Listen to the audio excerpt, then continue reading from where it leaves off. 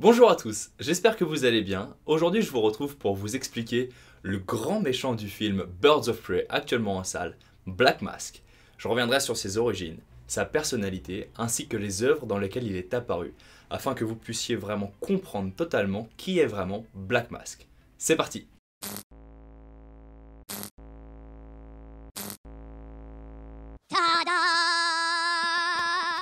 Évidemment, Black Mask est un grand méchant de l'univers de Batman, plus connu sous le nom de Roman Sionis, un ancien grand chef d'entreprise, reconverti en chef de mafia complètement dérangé et obsédé par les masques. Masque qui va lui valoir, à la suite d'un combat contre Batman, d'être brûlé et de lui complètement de lui coller à la peau, d'où le nom Black Mask. Et donc il deviendra un grand baron du crime, aux côtés du pingouin ou encore de Double Face. Retour aux origines.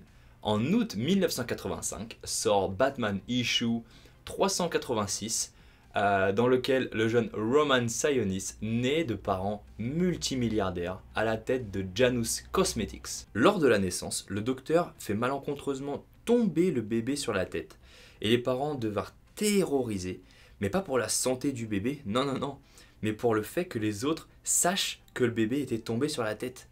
Les parents sont complètement égocentriques et ne se soucient pas du tout de leur fils, mais plutôt de leur statut social. Un peu plus tard, le jeune Roman grandit et se fait mordre par un raton laveur enragé au sein de la maison familiale, à l'intérieur de la maison. Pareil, les parents l'interdirent d'en parler à qui que ce soit, ce serait vraiment trop la honte de savoir qu'un raton laveur enragé est dans la maison des Sionis. Les parents sont d'ailleurs associés à la famille Wayne pour les affaires, alors qu'en vrai ils les détestent. Pareil pour Roman qui doit jouer avec Bruce Wayne pour faire bon genre, alors qu'en réalité il ne peut pas le voir. Et de cette hypocrisie et de ces masques sociaux, Roman grandira dans la haine et vouera donc un culte à ces masques, d'où plus tard Black Mask. Mais attends, j'y arrive. Par la suite, Roman tombe amoureux de ce Circé, ou Circé, je sais pas comment on prononce, mais les parents désapprouvent totalement et lui demandent même de rompre avec elle. Enragé, Roman mit le feu à la maison et tua ses parents à l'intérieur. Il reprend donc l'entreprise familiale, mais catastrophe sur catastrophe, il fait couler l'entreprise. Et c'est à ce moment-là que Bruce Wayne arrive et lui propose de racheter l'entreprise, à une condition, que Bruce Wayne ait la mainmise totale sur l'entreprise. Roman est obligé d'accepter, mais se sent totalement humilié. Il ira donc au mausolée de la famille et taillera dans l'ébène du cercueil de son père le masque qui lui vaudra son nom, Black Mask. Voilà pour l'origine du personnage. C'est un personnage assez présent dans l'univers de Batman. En revanche, on le retrouve très peu dans l'univers DC Comics plus généralement, dans les histoires des autres héros comme Superman, The Flash, Green Lanterns ou Wonder Woman. Il apparaît très peu. Néanmoins, dans Batman, il apparaît dans beaucoup d'œuvres, des comics, mais pas que. Selon moi, l'arc le plus important dans lequel Black Mask apparaît est War Games, sorti en 2005, dans lequel on voit Stephanie Brown, actuellement Robin, désobéir à Batman. Et c'est pour cela que Batman la renverra du rôle de Robin.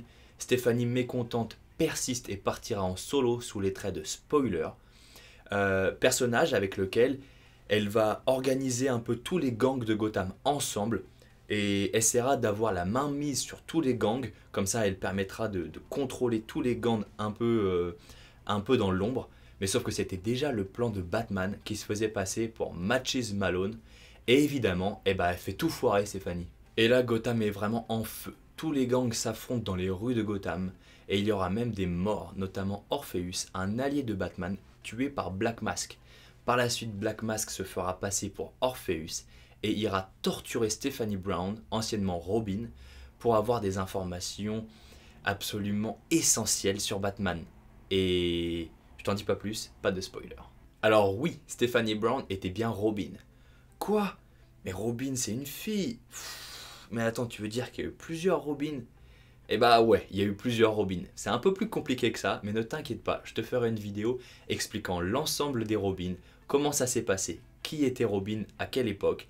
Ne t'inquiète pas, je t'expliquerai tout. Plusieurs arcs et plusieurs combats entre Black Mask et Red Hood, un personnage que j'adore, arrivent ensuite. Mais c'est vraiment Catwoman qui aura raison de Black Mask. Et c'est dans Catwoman volume 3, sorti en 2006, où Catwoman était lobotomisée par Zatanna et se sentait un peu comme obligée de tuer Black Mask.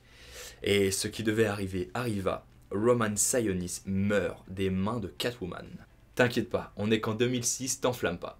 Plus tard, on verra Black Mask revenir d'entre les morts dans l'arc Battle for the Cowl qui met en scène tous les Robins, tiens je t'en parlais tout à l'heure, et où on verra donc revenir Black Mask. Mais c'est plus Roman Sionis sous le masque, c'est Jeremiah Arkham, descendant de la famille qui a construit l'asile. Pour les comics, je vais pas en citer plus si ce n'est Blackest Night, dans lequel Black Mask se verra offrir une bague pour rejoindre le corps et devenir un Black Lanterns. Donc les Black Lanterns Corps, c'est un autre corps que les Green Lanterns, mais qui eux veulent la mort. Et dans Blackest Night, eh ben, c'est la création du corps et ils veulent tuer tout le monde.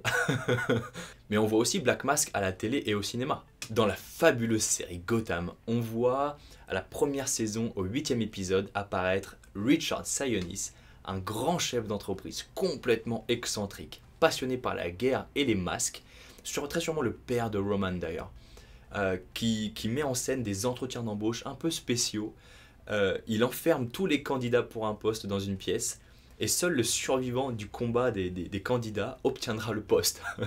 Bon alors l'enquête est un peu facile à résoudre pour Jim Gordon. Ah, évidemment, tous les employés, il leur manque 3 dents, ils ont des balaflas, il leur manque un doigt, mon frère. C'est facile. Dans Batman Begins aussi, on a un super clin d'œil à Black Mask. Lors du moment où Batman respire la toxine de Crane, il hallucine complètement et voit un Batman qui a un crâne à la place du masque. Un joli petit clin d'œil de la part de Christopher Nolan. Merci Christo. Il apparaît aussi dans les jeux vidéo, notamment je pense au jeu Batman Arkham Origins, dans lequel Black Mask est le méchant principal de l'histoire, avec une super interprétation du personnage dans un magnifique jeu. Moi j'ai adoré. Voilà, j'ai pas encore vu Birds of Prey, j'avoue que j'ai un petit peu peur sur l'interprétation de Black Mask, mais aussi de Zsasz, qui est un autre méchant de l'univers de Batman. Dis-moi ce que t'en penses de la vidéo, si tu as aimé que je t'explique en détail un personnage de l'univers DC Comics.